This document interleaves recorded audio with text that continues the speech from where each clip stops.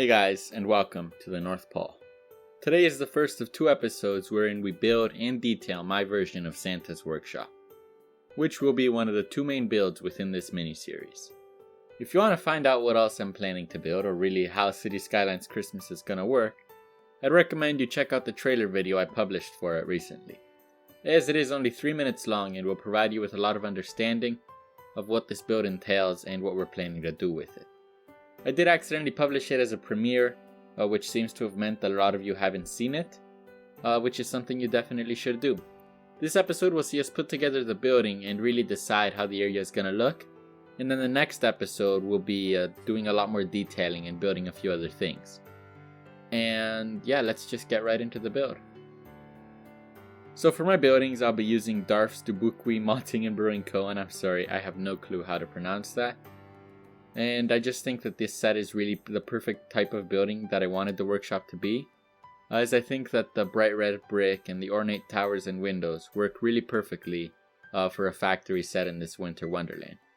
I'll be using procedural objects to modify a few of these to have a grand entrance to the workshop, with a taller tower with this clock here that I made using PO. And it'll be tall enough to be clearly seen from the village. And the workshop itself will be set atop a hill at the base of the mountain ranges. All of this overlooking the river and the valley where I plan to build my Christmas village with the train station, where our bootleg Polar Express stops. Now, as I said in the trailer, realism isn't really the aim in this series, so much as a degree of believability. So while I won't be making a factory large enough to make billions of toys, the workshop will be reasonably large. Large enough that it is feasible that everyone in our Christmas village works there. Now that I've finished my entrance, I started shaping the building and what the shape of the overall factory was going to be, and this did take me quite a while, but I did eventually go with a courtyard behind the entrance and then two longer wings with a smokestack at the end, forming a sort of key shape around which I'll be building the rest of the area.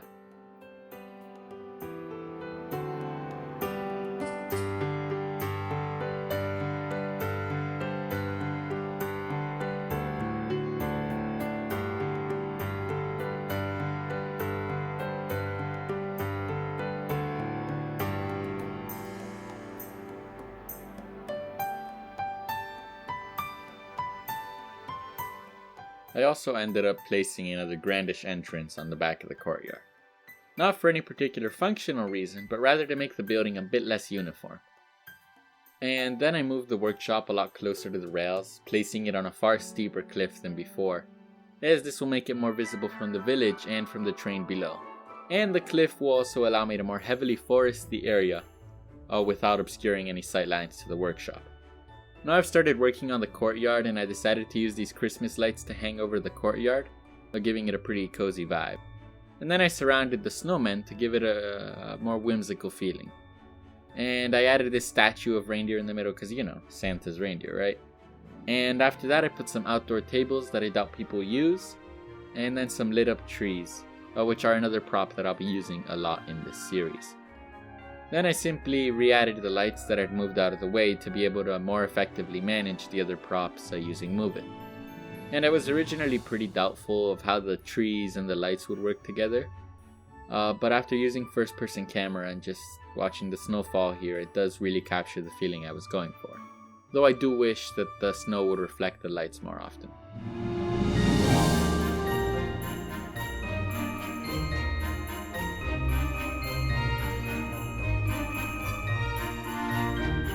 After that, I began the painstaking process of using those same Christmas light props all over the building, which does end up looking rather nice. I unfortunately wasn't able to cover every wall as a result of the length of the light prop, and I'm putting so much focus on the lighting because it's more realistic to have the North Pole be entirely at night, as the way the Earth tilts would mean there would be 0 hours of sunlight in these December days. That being said, realism isn't exactly the goal here, and winter days can look really magical in Skylines with the right IUTN theme. So what I want to know is if you think I should have some cinematics and footage set in the daytime, and I'll post that as a poll on YouTube community and also on Patreon, with increased weight given to patron votes. And I've also gone and added some softer white spotlights onto the towers, and I originally wanted to have some red ones as well, but that created an aesthetic more akin to Satan's workshop rather than Santa's. And without the red lights, I am really pleased with how the light decorations on the workshop look, as while it's not that flashy, it does look subtly magical. And here you've seen the lighting shift for the first time, which is something you'll see happen a couple of times as I find a mix of brightness and color that I love. And that also represents a shift in what we're building as we've moved on to constructing the main bit of infrastructure for the workshop, being the end loop of our little train line between the village and the workshop.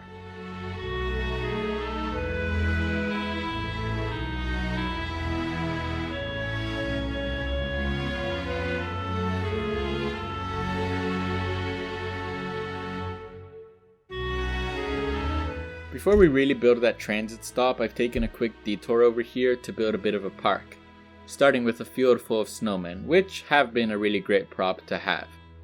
And I've also fenced the area off, as I imagined that the fall off the cliff wouldn't really be good for anybody. And then I added a nice little stall that would sell or give away hot chocolates, depending on if you imagine the North Pole to have an economy. And I also threw in a Christmas tree with some benches and surrounded it all with those same illuminated trees as earlier to keep capturing that winter wonderland vibe.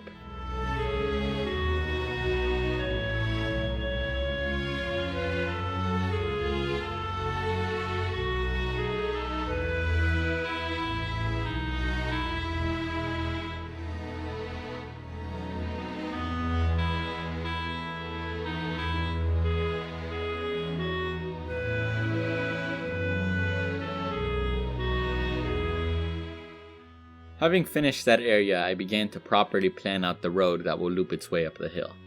I imagine that those little tourist trains that I'm using as my transportation vehicle don't really have that much power, especially on a steep uphill like this one, so I curved my road up along the hill in a way similar to the way that one curves down a ski slope. The road I used was a tram road with a median, as even though the tourist train is a bus, I thought it would be nice to have it on rails. I also removed the streetlights, the catenary, and the sidewalk, and the line comes up to this end loop where I'd placed some buildings, but I decided to expand that island using some curb networks and proppable grass in order to hide the lanes that don't have rails. So I'll be changing the transit stop props that I use here next episode.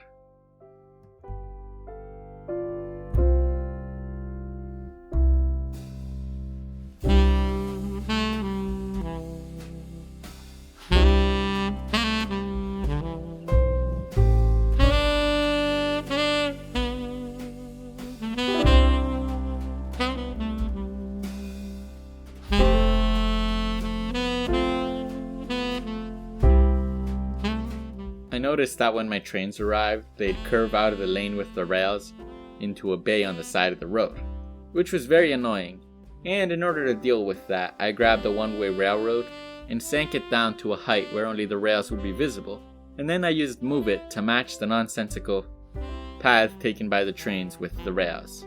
I hid the train stopping things at the end of the rails underneath my ploppable grass, and then I let the train rod in and made sure that the paths matched the rails.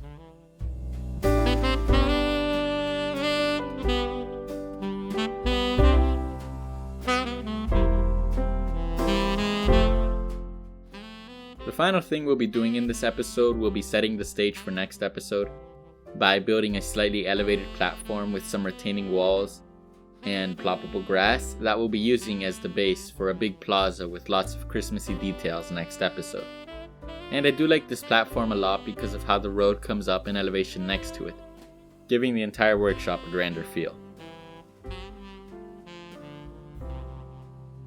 That is all for the first real episode of this series, and I do recommend you check out the trailer video to learn more about the series and our plans for the next couple of episodes. And talking about the next couple of episodes, the next one will see us finishing the workshop and building this plaza here, and detailing its surroundings and doing a few other really fun builds. And if you want to watch that early, you can support me on my Patreon and also get the benefit of a bunch of other perks. And don't forget to drop a like or subscribe if you've enjoyed the video. Thanks for watching and Merry Christmas.